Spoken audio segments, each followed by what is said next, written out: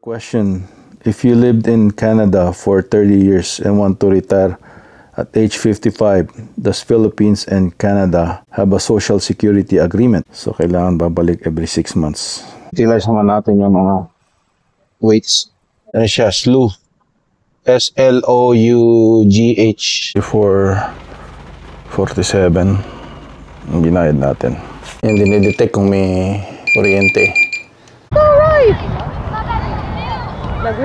Ayan, naka-gold na hindi ko na nailagay dito. Hindi na lang natin ang kung barbecue natin. Ihaw.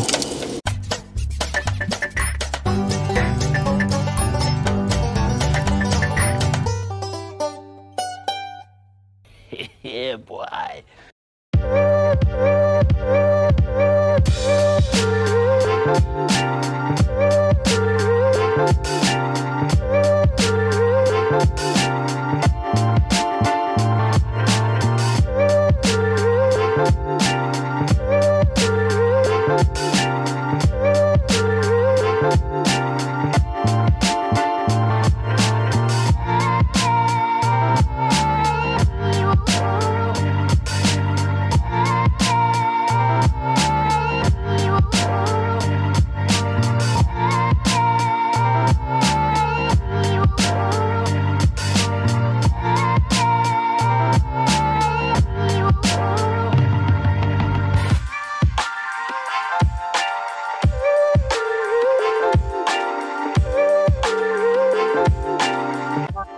Meron tayong lemon water.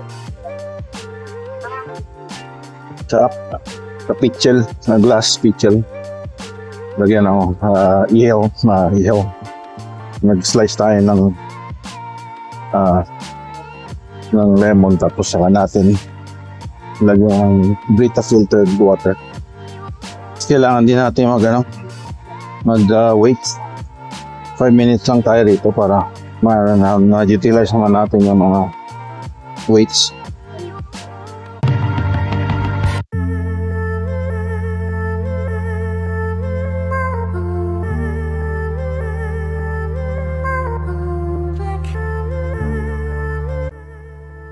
And tapos na tayo nag-gym. So, and blue pa rin yung langit sa camera eh. Pero na yan 10:05. Pa rin, maliwanag pa rin. The best talaga pagka spring to summer eh. Ito yung mga the best times eh. Tapos it goes downhill pagka yung sa winter eh. Nakakalungkot. Dati hindi ko naman ngayon ko lang naramdaman, kasi dati okay naman na pag wala kang mga pain, wala kang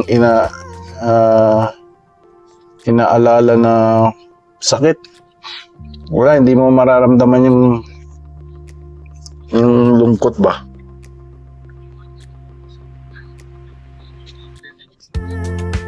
Sa labas, huwag lang maraming lamok.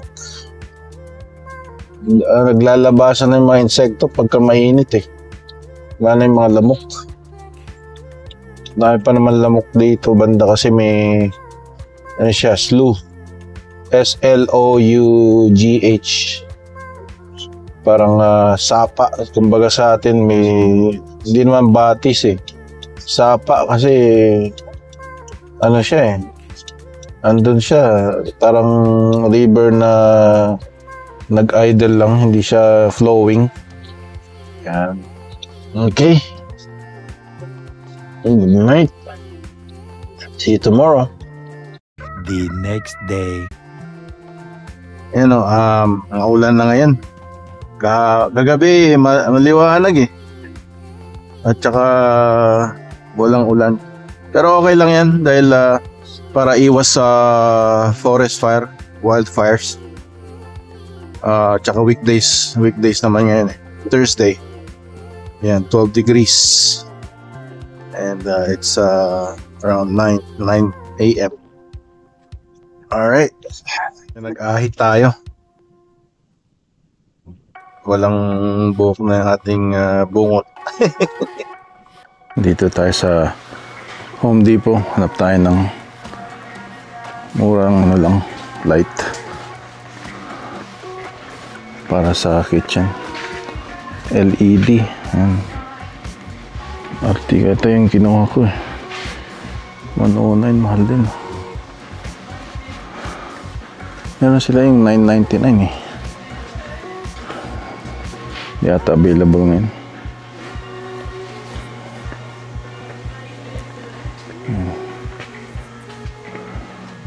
Ito, 15 na yan. Mura lang. Hampton Bay. 23.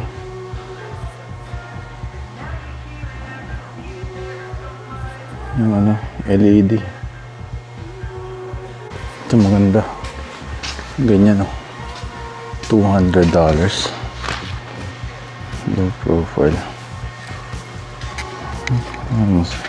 Maganda rito. Mamahal kasi. Hindi man kailangan ng color changing eh. Karamihan sa LED yung color changing. Parang gawing disco. Dito. Ito $30. Hanapin natin yung ito color changing kasi ito mura. Kaya na siguro to 11 inches.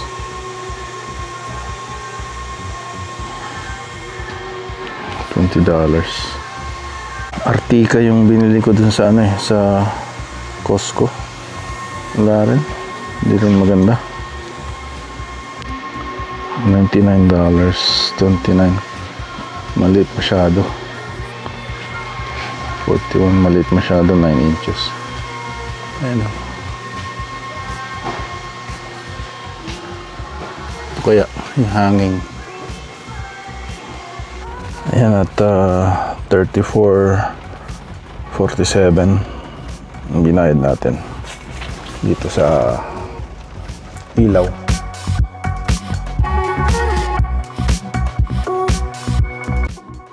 Ayan, buhay Canada, napaka unpredictable. Tapos yung winter ayan na. Yun ang kung sports first nag-ski ka, it's okay. But it's not good for people like with arthritis, joint pain. Ano pa naman dito? Hindi ka pinapawisan, so yung mga toxins mo nasa loob lang. So talaga prone ka sa joint pain dito, arthritis. Tsaka yung kinakain mo dito, it's mostly frozen, right? And not fresh as in like sa Philippines, pag may tanim ka sa farm mo, yun. Palit tayo ng ilaw. Meron tayo nito. Yan, dinidetect kung may kuryente. So gagawin natin is off muna na. Naka-off na siya. Tayo ng gloves. Rubber gloves. Tapos yung paa natin is naka-insulate din. Ko sana, i-off ko yung breaker. Kaso yung breaker nasa baba. Nasa renter. Wala yung renter o tulog siguro. Hindi ko na siya istorbohin. So mag-gloves na lang tayo. Ano ba to? Ang liit kasi. Para sa ata ito eh. Para sa maliit na tao.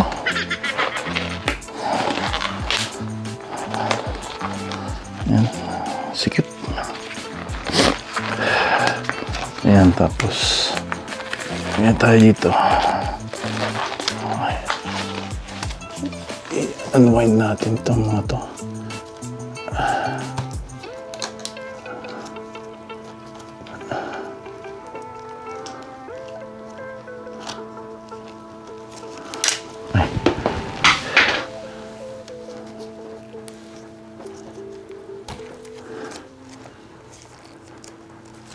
Wala yun. Baka loose lang din yung ano dito sa kabila. Yan natin. Ano lang ata yung isang, baka okay pa yung isa dahil nag-on naman siya Ayan. Kaya mayroong spot. Ayan. Sabi niya hindi na raw ano yun. Ayan, simple lang. $35. Ayos. Tingin tayo dito sa Princess Auto ng ganitong tornilyo. Nag-install ng maliit lang. Maigsi. Wala sa Princess Auto to. Canadian Tire. Tingin tayo dito. Ito. Yan, balik na naman tayo sa sa Home Depot. Kasi hindi naman nag-work yung sira na talaga. Kala ko yung connection lang. Kasi naputol. So, meron doon ako nakitang 2 LED flash mount light na $39.99 pero dalawa siya. So, sa dalawang room, yan ako ipapalit ko na lang. There's a question about, does Canada and Philippines have social security agreement? Ito ang answer. Yes, Canada and the Philippines have a bilateral social security agreement that has been in effect since March 1, 1997. A supplementary agreement came into force on July 1, 2001, further enhancing the coordination between the two countries' social security systems. This agreement benefits individuals who have lived or worked in both Canada and the Philippines by coordinating their pension program. Key features include combining contribution periods. If you haven't accumulated enough periods of contribution under one country's system to qualify for benefits, the agreement allows you to combine periods from both countries to meet the eligibility requirements. Quality of treatment. Individuals covered by the agreement are subject to the same obligations and are eligible to the same benefits as nationals of the other country. Exports of benefits. Benefits payable under the legislation of one country to individuals residing in the other country are not subject to reduction, modification, suspension, cancellation, or confiscation solely because of the individual's residence in the other country. If you have lived or worked in both countries, you may be eligible for pensions or benefits from either or both countries. To determine your eligibility and apply for benefits, you can refer to the resources provided by the Government of Canada. For more detailed information, you can consult the full text of the agreement on social security between Canada and the Republic of the Philippines. So yun yung, if you work in the Philippines and Canada, and then if you decide to retire in the Philippines, sabi ng AI. So nagtanong din ako, if you lived in Canada for 30 years and want to retire at age 55, does Philippines and Canada have social security agreement? I want to stay in the Philippines for retirement. Do I have to come back to Canada so I don't lose my social security and health benefits? So ang answer, yes, Canada and the Philippines have a bilateral social security agreement that allows individuals who have lived or worked in both countries to coordinate their pension program. So there's a question, if you lived in Canada for 30 years and want to retire at age 55, does Philippines and Canada have a social security agreement? I want to stay in the Philippines for retirement. Do I have to come back to Canada so I don't lose my social security and health benefits? Yes, Canada and the Philippines have a bilateral social security agreement that allows individuals who have lived or worked in both countries to coordinate their pension programs. This agreement enables you to combine periods of contribution or residence in both countries to meet eligibility requirements for benefits. Retiring in the Philippines at age 55. If you lived in Canada for 30 years and plan to retire in the Philippines at age 55, here are some key considerations. You can begin receiving CPP retirement benefits as early as age 60. The amount you receive is based on your contributions during your working years. Since the Philippines has a social security agreement with Canada, your CPP benefits can be paid while you reside in the Philippines. And disability CPP also is applied. Yun ang hindi nila sinasabi, no? Kasi if you have health reasons para mag-retire ka, you can get your CPP as health reasons as early as in your 50s, I believe. For OAS, for old age security, OAS benefits are available starting at age 65. To receive OAS while living outside Canada, you generally must have resided in Canada for at least 20 years after turning 18. Given your 30 years of residence, you would meet this requirement. So 65 pa yung OAS. So healthcare coverage. Canadian provincial healthcare coverage typically require you to be physically present in your home province for a minimum number of days each year. Example, 83 days in British Columbia. If you reside outside Canada for extended period, you may lose your provincial health coverage. Echo, how many months is 183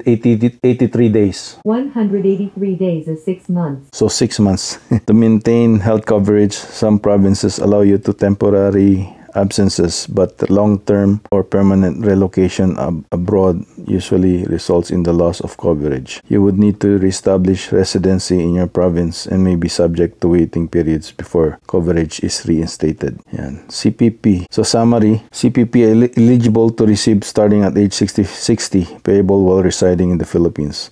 OAS eligible to receive starting at age 65, payable while residing in the Philippines, given your 30 years of Canadian residence. Healthcare. Provincial health coverage does not extend to long-term residence abroad. You would lose coverage upon permanent relocation to the Philippines. So, kailangan babalik every 6 months.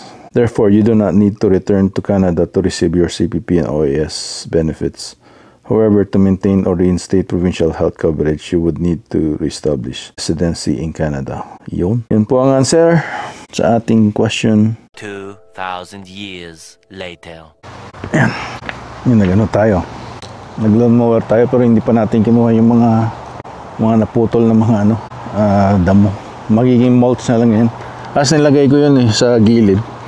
Kasi para yung mga aso na pumupunta rito, aso excuse me. Kaya nilagay ko yan para medyo may harang pagka nagpa-lakad sila ng aso nila pupunta dyan sa park sa likod, hindi pupunta dito sa sa grass, sa lawn. Yan.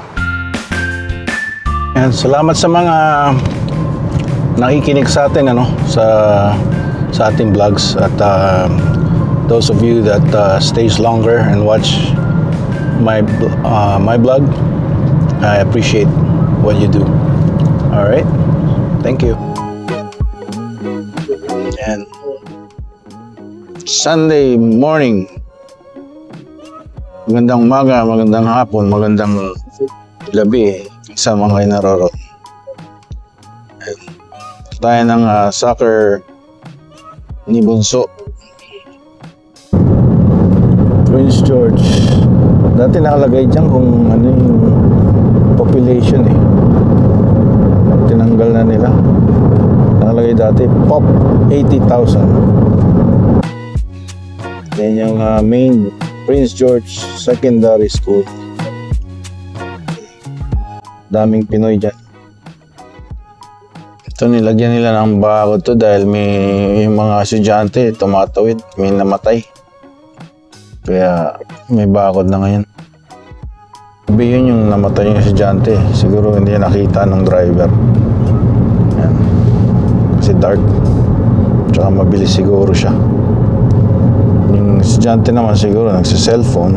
And dami akong nakita nagtumatawid habang nagsa-cellphone. Salvation Army. donation ng mga lumang damit. Yan yung dyan inano yung hospital ng mga pusa at saka aso. Prince George Veterinary Hospital. Mahal ng charge ng mga doktor dyan.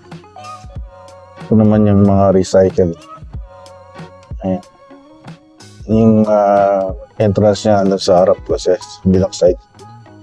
Ito yung yard works ng Prince George. May mga printers kami dyan. Dyan ata yung mga maintenance ng road. Everything. Yan, nakarating na tayo dito. The green field.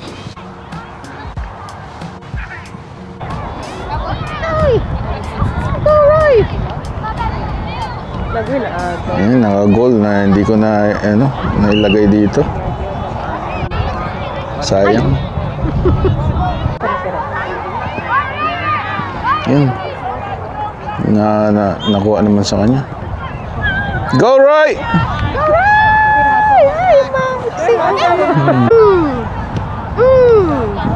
Good pass. Okay.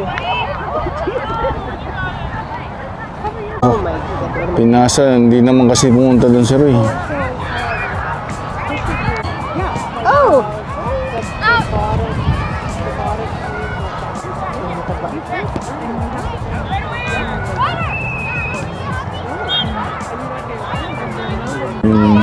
Yung Thailander ata.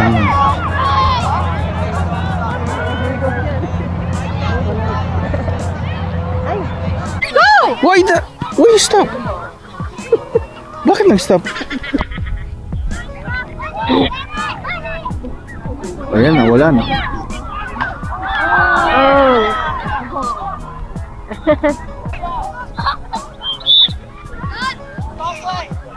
Stop, eh. Pinasa sa kawin. Pero dapat inanon lang niya. Oh.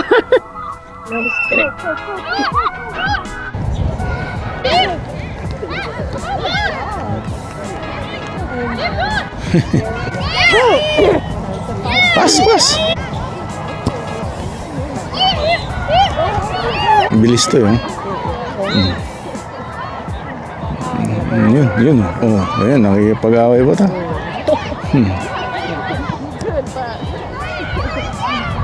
Isip ko sa mga sensasyon ko agad dapat sa side. Pass in the middle. Ito isa kahit maliit. Ayan, pasa. Pass.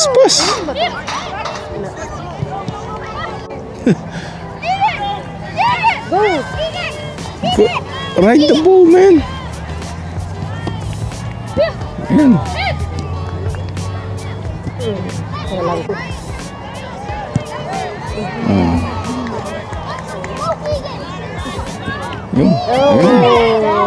Got balls, get some. $10 at the doors. You can pass 15. Meron silang rito. Food truck. Ito may barricade yun. Food truck. Natin ang gun show entrance here. 50 na ata babayad natin. Tayo tumuloy dahil isang lang yun isang hockey rink. Ano lang tayo ng siguro 10 minutes tapos bayad tayo ng $15. Libre yung 16 and under Sayang hindi ko sinama si Bunso. Lang natin ang kung barbecue natin. Is na magbayad tayo ng $15 kung barbecue isda. Yan natin to. Ihaw. Lakas ng apoy doon sa tulo.